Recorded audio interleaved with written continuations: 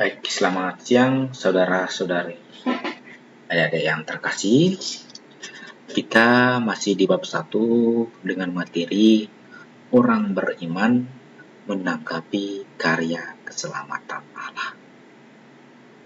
Dalam perihal menanggapi karya keselamatan Allah, kita sebagai orang Katolik mempunyai tradisi, mempunyai kebiasaan, atau juga mempunyai cara tersendiri bagaimana menanggapi pewahyuan diri Allah.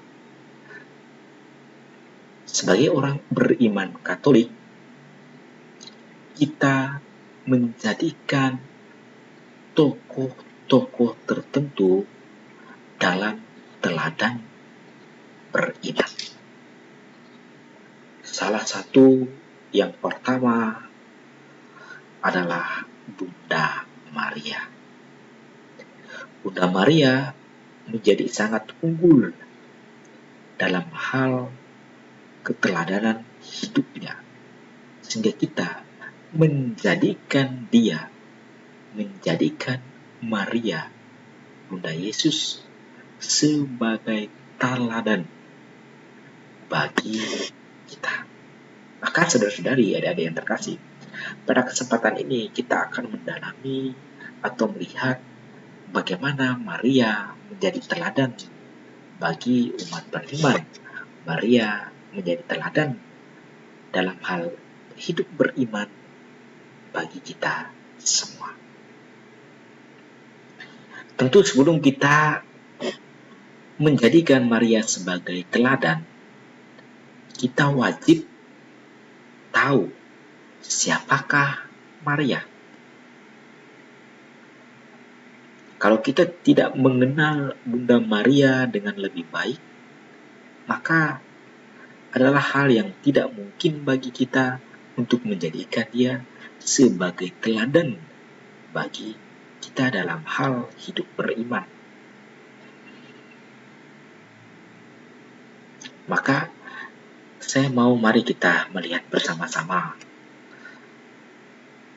Nanti bisa dilengkapi sendiri oleh adik-adik sendiri dalam belajar mandiri. Pertama, Maria itu seperti yang kita tahu bersama, dia adalah ibu dari Yesus, ibunda Yesus Kristus. Dan itu terbukti dengan sangat jelas di Injil Matius, Injil Lukas. Di sana dikatakan dan Maria melahirkan Yesus. Maria sungguh-sungguh ibu dari Tuhan Yesus. Selain sebagai ibu dari Tuhan Yesus, Maria juga adalah istri dari Yusuf, Santo Yosef.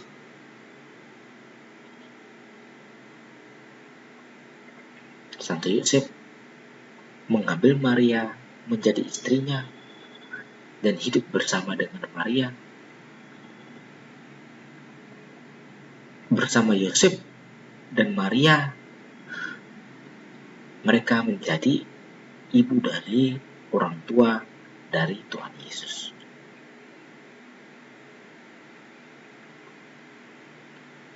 Yang ketiga, Bunda Maria adalah orang yang diberkati Tuhan. Di Injil Lukas bab 1 ayat 28. Hal ini diterangkan oleh malaikat Gabriel. Malaikat Gabriel berkata dengan sangat jelas terang bahwa Maria adalah orang yang dikaruniai Tuhan. Orang yang senantiasa ada dan disertai, dikaruniai oleh rahmat Tuhan. Hal yang senada juga dikatakan dalam Lukas bab 1 ayat 30. Bahwa Maria adalah sosok yang memperoleh kasih karunia di hadapan Allah. Yang memperoleh kasih karunia artinya yang memperoleh kemurahan berlimpah.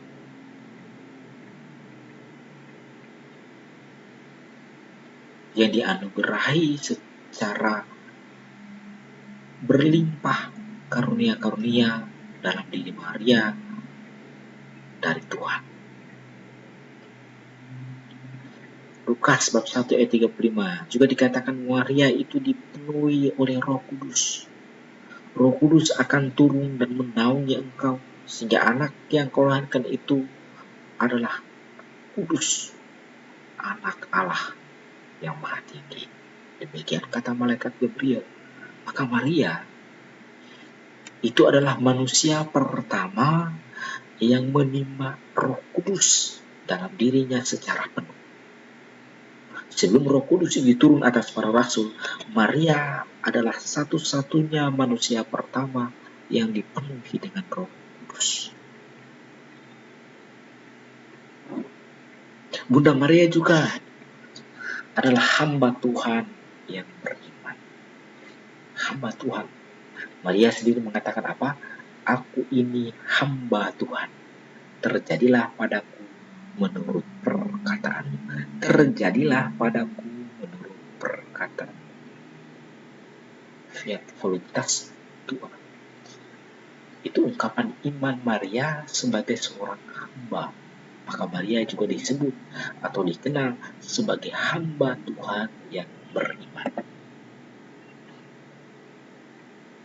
Nah, kita bisa saling melengkapi tentang pengetahuan kita, pemahaman kita tentang Bunda Maria. Semakin baik kita mengenal Bunda Maria, maka jelas itu akan sangat membantu kita untuk semakin menjadikan pribadi Maria sebagai teladan dalam hidup kita orang beriman Kristen. Maka bagian ini kita lihat Maria menjadi teladan dalam hal apa? Tadi kita sudah lihat siapa Maria.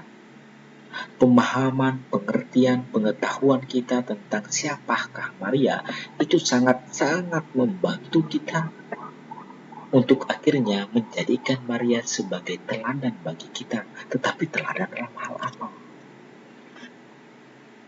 Nah, yang pertama, Maria itu menjadi teladan bagi kita dalam hal ketaatan iman.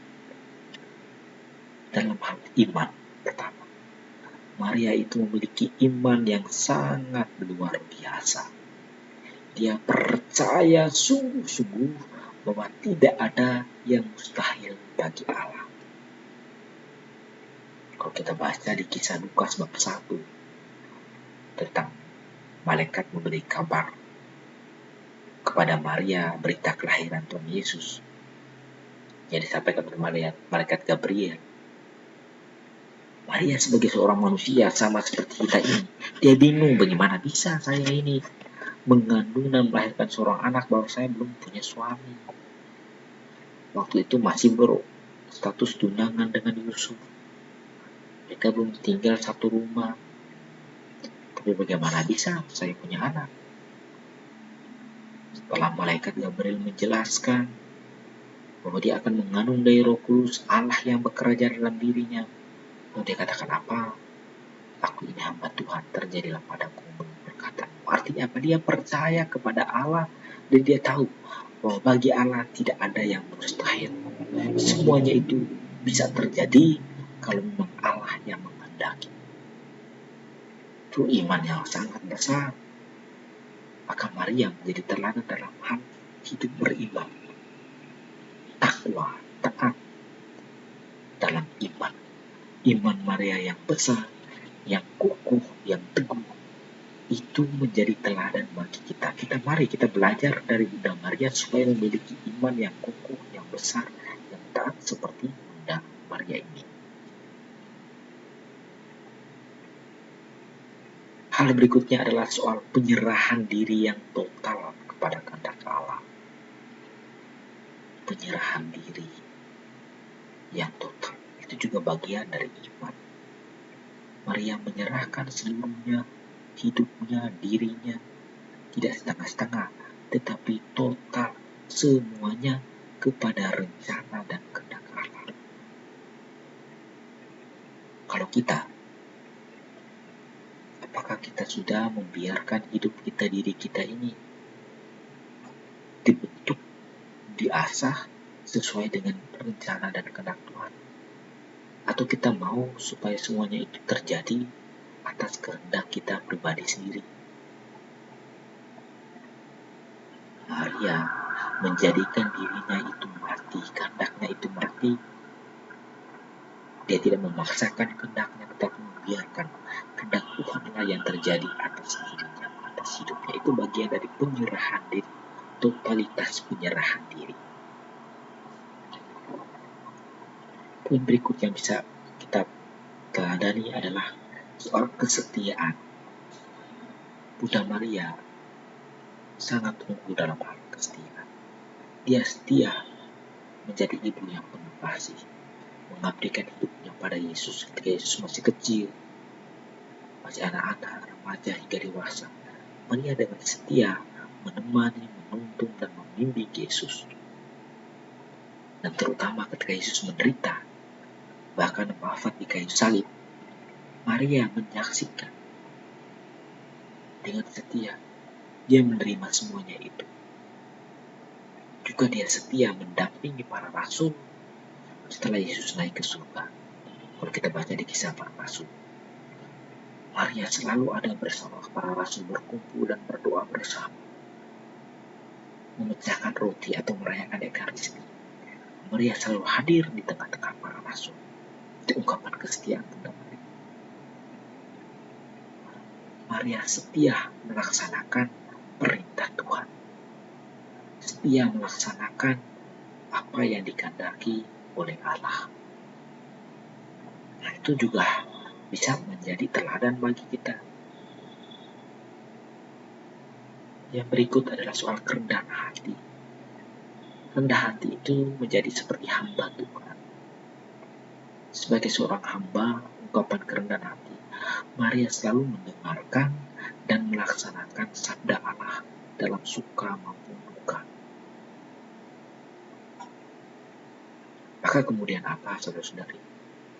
Semuanya itu membuat kita jadi mengerti, paham, bahwa Maria adalah manusia pertama yang sangat kudus.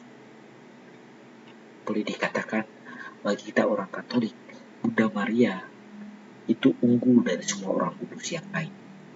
Dia ada posisi yang teratas dari semua orang kudus yang lain. Kita orang Katolik punya satu santa pelindung, orang-orang kudus dalam gereja Katolik, tapi Maria mempunyai posisi di atas, bahkan orang kudus yang unggul yang pertama.